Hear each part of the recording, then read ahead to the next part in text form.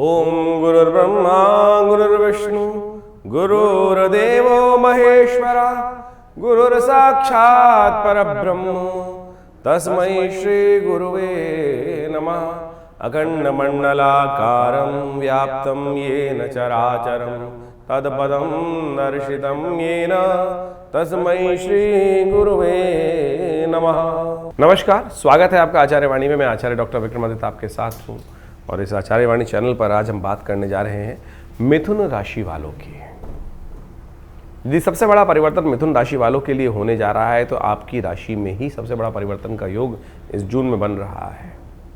आपकी राशि में चल रहे हैं बृहस्पति, आपकी राशि के स्वामी बुध इस वक्त पूर्ण शुद्ध अवस्था में, बहुत बढ़िया अवस्था में आने के योग बना रहे हैं और आपकी राशि में ही सूर्य महाराज पदार्पण करने के योग बना रहे हैं। तो सबसे बड़ा परिवर्तन आपकी राशि में ही आपको देखने को मिलेगा।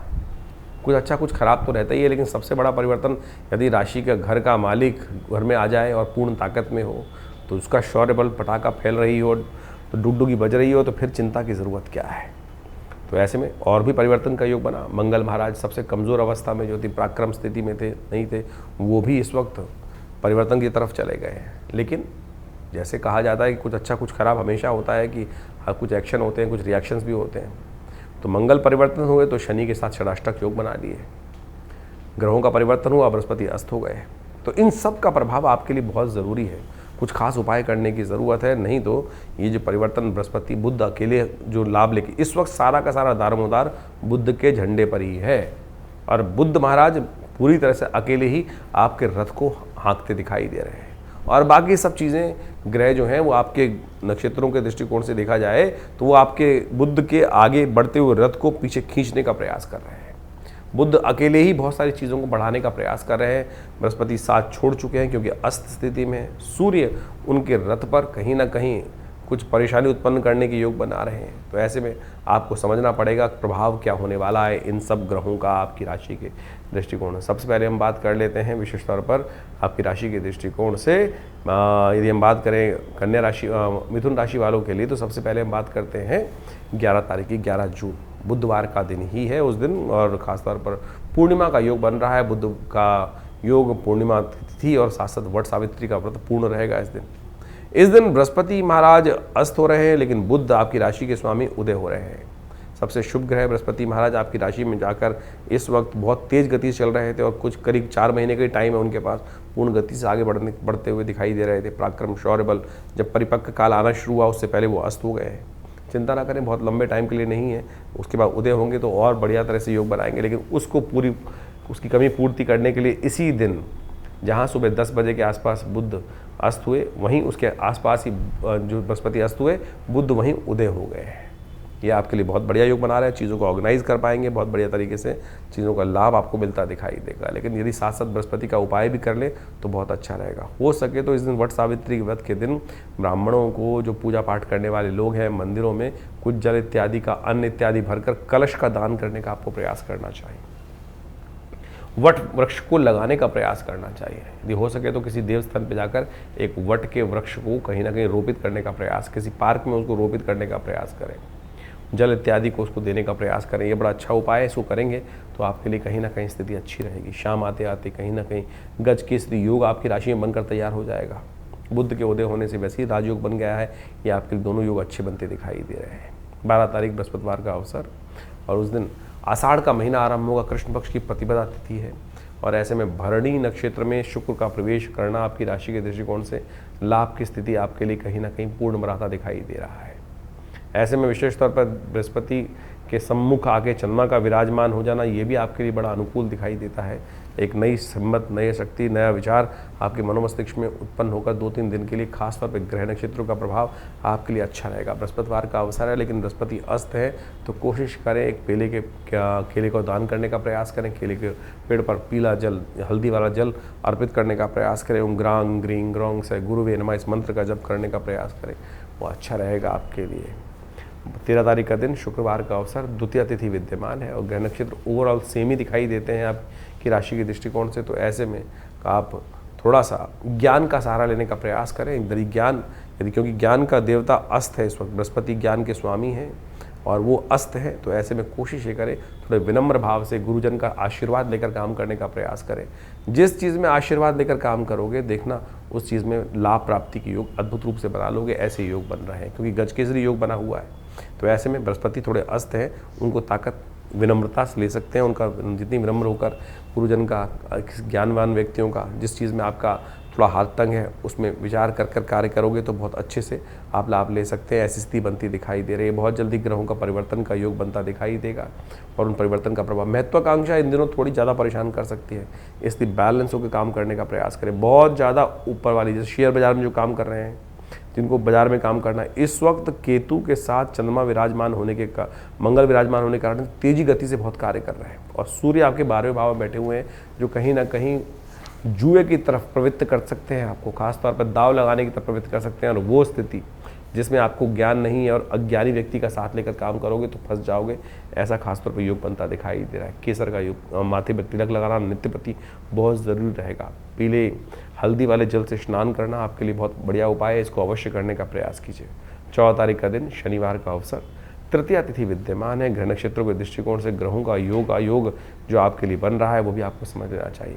कहीं ना कहीं ग्रह नक्षत्र इस वक्त कई बड़े कामों में बाधा उत्पन्न करने की योग बनाते दिखाई दे रहे हैं।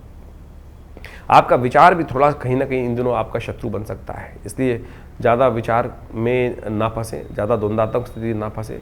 कई बार जो इमोशनल चीज़ों में व्यक्ति फंस जाता है उसके कारण से कई बार कष्ट होने के योग बन जाते हैं। जहाँ विशेष तौर पर आवश्यकता है आपको थोड़ा सा, क्योंकि इन दिनों विशेष तौर पर बुध के साथ साथ बृहस्पति महाराज दोनों केंद्र भाव में आपकी राशि में विराजमान है और कहीं ना कहीं ग्रह नक्षत्र योग जो है वो इन दिनों थोड़े से आपको आलस की तरफ प्रवृत्त कर रहे हैं।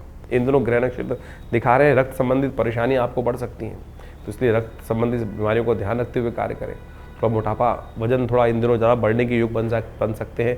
ऐसे भी योग आपके लिए बनते दिखाई दे रहे हैं। तो हो सके आलस को त्याग कर नित्य प्रति प्रॉपर्ली एक्सरसाइज इत्यादि करें तो वो बहुत ज़रूरी रहेगा। इस दिन भद्रा रहेगी करीब 3:45 बजे तक, तो नए कार्यों में आरंभ ना करें, इस बात का ध्यान रखें। सुबह सुबह गणेश जी का स्तवन करें, वो आपके लिए अच्छा रहेगा। 15 तारीख रविवार का दिन ग्रह नक्षत्रों के दृष्टिकोण से ग्रह योग बन रहे हैं, वो जान लीजिए क्या कह रहे हैं। चतुर्थी तिथि विद्यमान है, उदय तिथि के रूप में रिक्ता तिथि है और साथ साथ सूर्य इस दिन परिवर्तन का योग बना रहे हैं। सूर्य आपकी राशि से आपकी राशि में पदार्पण करते दिखाई देंगे, 12वें भाव से निकलकर लग्न में जो स्थान लेते दिखाई देंगे। ऐसे में ग्रह नक्षत्रों के दृष्टिकोण से खास तौर पर आपको बहुत ज़्यादा अपने आप को सॉफ्ट रखना पड़ेगा। कई बार सूर्य यहाँ पर आकर एग्रेसिव हो जाते हैं बहुत ज़्यादा, और लाभ जो है वो परोपकार से ही है।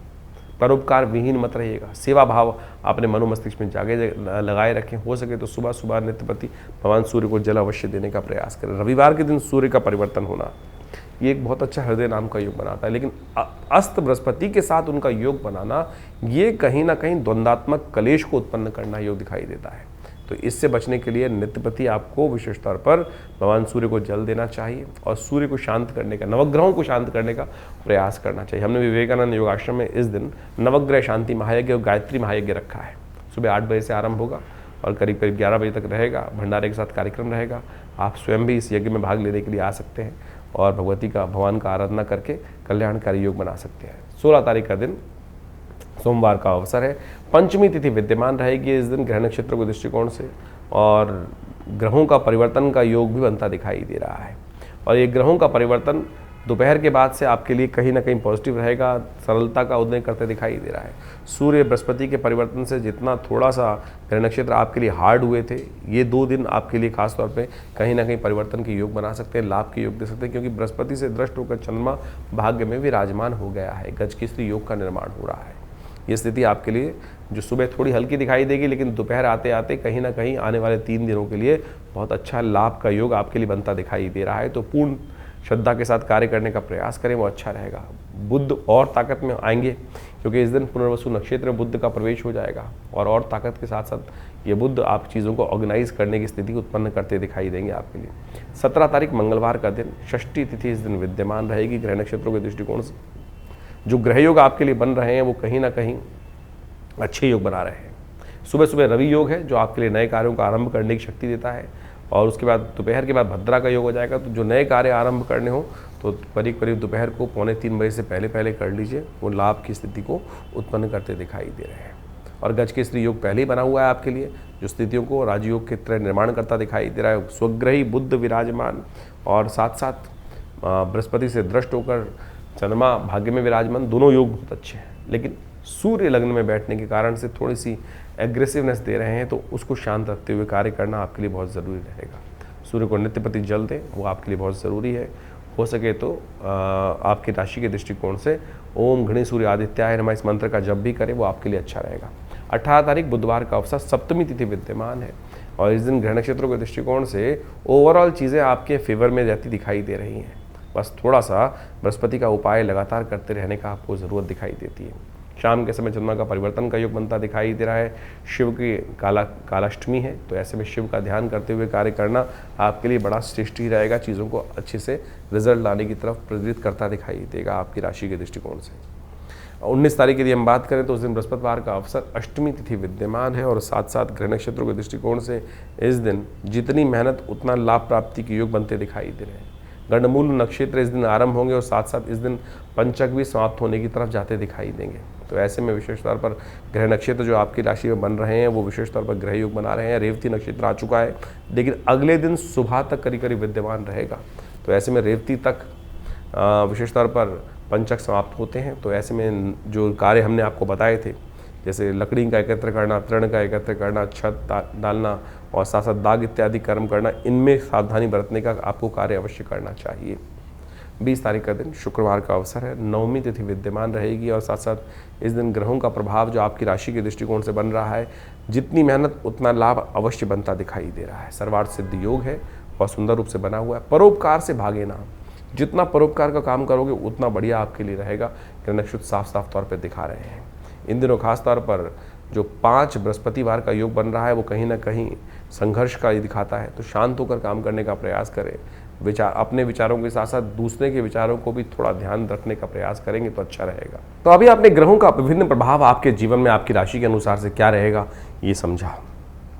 ऐसे में आषाढ़ के महीने में ग्रहों का जो परिवर्तन का योग बन रहा है वो भी आपको समझना चाहिए। इस आषाढ़ के महीने में ज्योतिष के दृष्टिकोण से यदि हम काल गणनाओं के अनुसार से देखें तो इसमें 5 बृहस्पतिवार का योग पड़ रहा है और 5 बृहस्पतिवार का योग जो होता है वो विशेष तौर पर बड़ा शांत योग नहीं माना जाता। अहम की लड़ाई कई बार मैं बड़ा इस प्रकार का स्थिति बनती रहती है और इस अहम की लड़ाई में इस वक्त ग्रह योग का प्रभाव दिखाई देता है। शनि और मंगल का जिस प्रकार का प्रभाव परिवर्तन के अनुसार से बन रहा है वो युद्धकारक ग्रह बनता दिखाई दे रहा है। द्वेष का, संघर्ष का योग दिखाता है। इसके साथ साथ मंगल भी ग्रह परिवर्तन की तरफ गए। मंगल सिंह राशि में जब प्रवेश किए और साथ साथ केतु के साथ उन्होंने युति बनाई। ये युति भी विशेष तौर पर बाजार के अंदर तेजी का रुख लाती दिखाई दे रही है। तो ऐसे में ये तेजी का रुख पहले से यदि समझ में आ जाए तो उससे व्यक्ति लाभ लेने का प्रयास करता दिखाई देता है। ग्रह नक्षत्र दृष्टिकोण से बाजार का रुख, हर चीज़ के रुख को हमें समझते हुए कार्य करने का प्रयास करना चाहिए।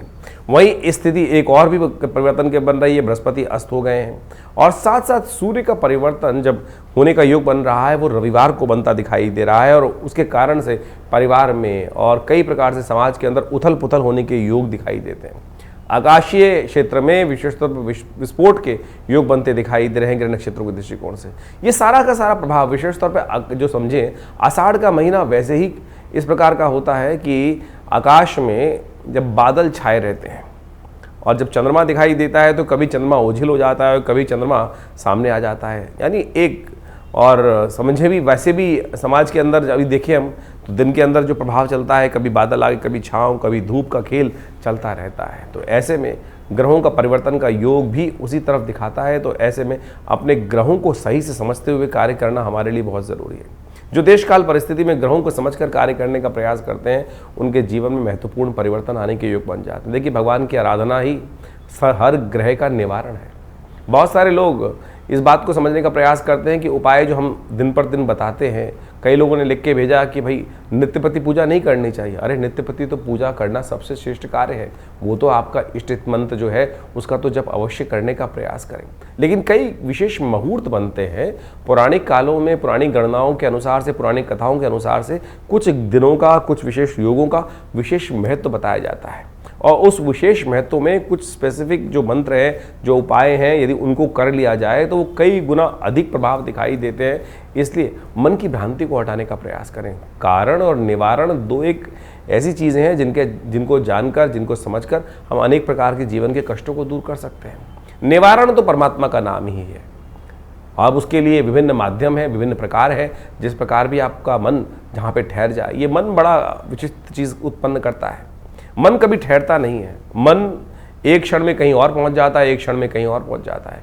कई बार तो मन की आशंका इस प्रकार से होती है कि परमात्मा पर भी हम शंकाएं उत्पन्न कर देते हैं कि परमात्मा कार्य करेगा कि नहीं करेगा, सुनेगा कि नहीं सुनेगा। और यही शंका जो है वो हमारे कर्म का जो फल है वो हमें को प्राप्त होने से रोक देती है। तो इस बात का हमें ध्यान रखना चाहिए। परमात्मा पे पूर्ण विश्वास, जो कर्म कर रहे हैं उस पर पूर्ण विश्वास, दृढ़ विश्वास। यदि मन में दृढ़ विश्वास होगा, श्रद्धा होगी, तो आप समझें एक छोटा सा कार्य भी, हरिनाम भी आपके जीवन में समस्त कष्टों को दूर करने का योग बना देगा। कहा जाता है ना, एक घड़ी आदि से पुनियाद, तुलसी संगत साथ की हरे कोट अपराध। लेकिन वो कब होगा? जब मनसा वाचा कर्मणा तीनों रूप से देहात्म बुद्धि से रहित होकर उस परमात्मा की शरण में जाकर एक बार हरिनाम का वो स्मरण करेंगे। तब हम उस हरिनाम के स्मरण को किस प्रकार से करने का प्रयास करते हैं, जो भी कार्य कर रहे हैं। वैसे तो कहा गया है कि 24 घंटे अहर्निश उस परमात्मा का नाम लेने का हमें प्रयास करना चाहिए। लेकिन कई बार तो क्या होता है, स्थिति ऐसी होती है कि बहुत सारे अलग अलग भाव मन में चल रहे होते हैं। लेकिन यदि ये स्थिति बन जाए कि हम 24 घंटे परमात्मा का नाम लें, तो हो सकता है कोई एक क्षण तो ऐसा आएगा कि जब पूर्ण निष्ठा के साथ उस श्री हरि के चरणों में हमारा मन लगा होगा। और जब वो क्षण आ गया तो समझें कि जितनी मेहनत 1.25 लाख, 2 लाख, 5 लाख मंत्र जप करने का प्रभाव 1 सेकंड में आपको प्राप्त हो जाएगा। तो इसलिए भारतीय संस्कृति में ज्योतिष विज्ञान में कारण और निवारण दोनों को मार्ग को प्रशस्त किया गया है। कारण जाना जाता है ग्रहों की गणना के अनुसार से, अनुभव के माध्यम से, और उपाय किए जाते हैं जिस प्रकार से भारतीय संस्कृति में ज्योतिष के अनुसार से बताया गया है। सबसे श्रेष्ठ उपाय जो बताए गए, मंत्र जप, यज्ञ, दान, यही सबसे श्रेष्ठ उपाय है। आप इसको अवश्य करने का प्रयास करना चाहिए। और आज हम विशेष तौर पर बहुत सारे अलग अलग प्रकार के उपायों को हम समझाने का जो प्रयास करते हैं, सत्य रूप में काम करता है। अभी एक व्यक्ति हमारे पास आया, बहुत परेशान था कुछ वर्ष से, और उसके कष्ट दूर हो नहीं रहे थे। तो हमने विशेष तौर पर एक अनुष्ठान, जिसको हम बहुत मुश्किल से लोग लगातार लगे रहते हैं कि कोई भगवती बगलामुखी का अनुष्ठान कर दीजिए, ऐसा कर दीजिए, बहुत जब आवश्यकता होती है तब करने की ज़रूरत बनती है। और जब किया जाता है तो वो कई प्रकार के कष्टों को दूर करने के योग बनाता है। तो आप समझे, ये मंत्र जप इत्यादि, मुहूर्त इत्यादि बिल्कुल विशेष हैं। तो अपने देश काल परिस्थिति को समझते हुए, ग्रहों को समझते हुए सही रूप से करने का प्रयास करें, तब जाके जीवन में उन मंत्रों का प्रभाव आपको स्वयं देखने को मिलेगा। तो ये छोटे छोटे उपाय जो हमने आपके समक्ष रखे, आशा करते हैं इनको आप अपने जीवन में उतारेंगे। और शंकाओं का निवारण करने के लिए आप हमारे इस चैनल पर जाकर अपने प्रश्नों को भेज सकते हैं। हम प्रयास करेंगे उन सब प्रश्नों को व्हाट्सएप के माध्यम से जो आते हैं फ़ोन, उनको अवश्य जवाब देने का प्रयास करें। इसके अलावा पहला रविवार जो हमने विवेकानंद योगाश्रम में रखा हुआ है, वो इसीलिए रखा हुआ है यज्ञ के बाद। वैसे तो हर रविवार को बड़ा प्रोग्राम होता ही है, उसमें यज्ञ में आप ध्यान साधना इत्यादि में माँ भगवती का दर्शन करने के लिए आप आ सकते हैं। लेकिन पहले रविवार में एक प्रश्नोत्तरी का कार्यक्रम भी रखते हैं, समागम भी रखते हैं। आप वहाँ आकर अपने प्रश्नों का निवारण रविवार को सुबह 8 बजे से लेकर 10 बजे के बीच में भी आप कर सकते हैं। और हमसे मिलने के लिए कोई बहुत बड़ी जद्दोजहद नहीं करनी, आराम से आइए। विवेकानंद योगाश्रम दिल्ली में आपके तमाम प्रश्नों का जवाब भी देंगे। और बहुत सारे और भी जो मन में शंकाएं चल रही हैं अध्यात्म के प्रति, उनके सबके लिए भी बहुत सारे कार्यक्रम समय समय पर चलते रहते हैं, उनसे हम आपको अवगत कराते रहते हैं। आशा करते हैं आप विवेकानंद योगाश्रम में आकर, बहुत सारे और भी कार्य चल रहे हैं। आपकी सूचना के लिए हम बता दें, यहाँ विवेकानंद योगाश्रम में एक हॉस्पिटल है बड़ा, योगा प्राकृतिक चिकित्सा आयुर्वेद का हॉस्पिटल है।